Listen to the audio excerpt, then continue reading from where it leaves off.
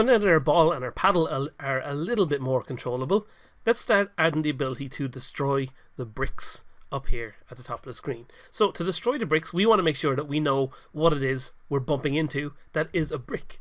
So much like we used again earlier before in the previous project, we're going to use tags to define which of these things are bricks.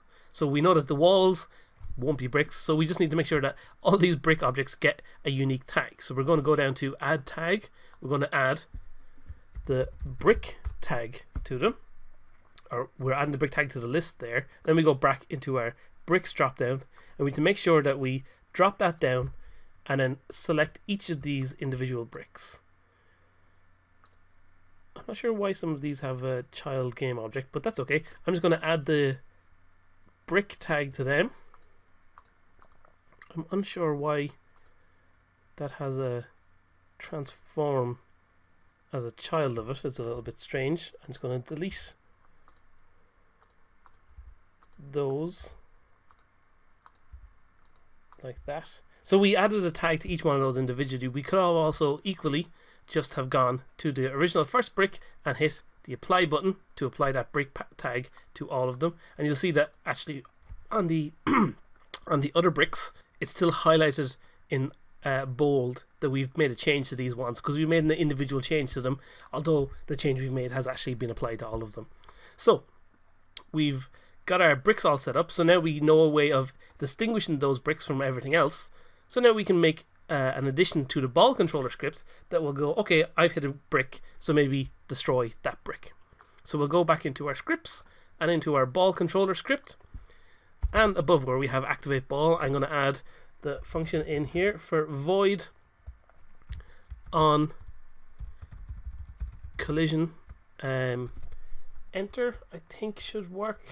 No, actually we'll use on collision exit, so when our ball is bouncing off the object, that's when we'll destroy it, not when we first come into contact with it. So on collision exit 2D, we'll look at collision 2D other, just like we did before.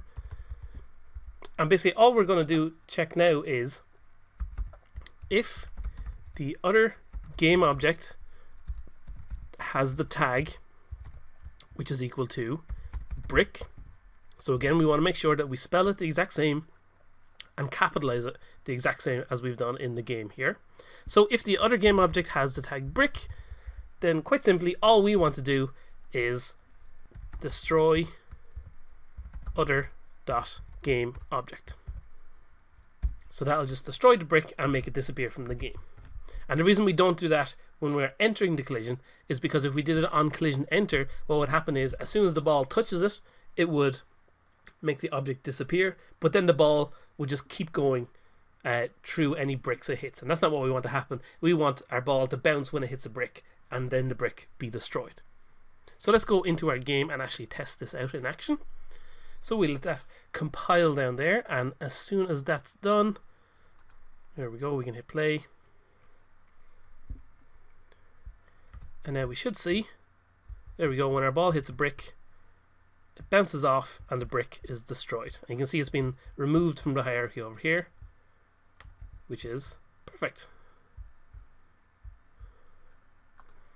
Okay, so there we go. That's how we can destroy our bricks. Now obviously we'll add more functionality like points and stuff like that as we go, but we're adding one thing at a time, and the next thing we need to add is to make sure that when our ball bounces against our bricks and comes flying back down, if we miss the ball, that our player can get back into playing the game.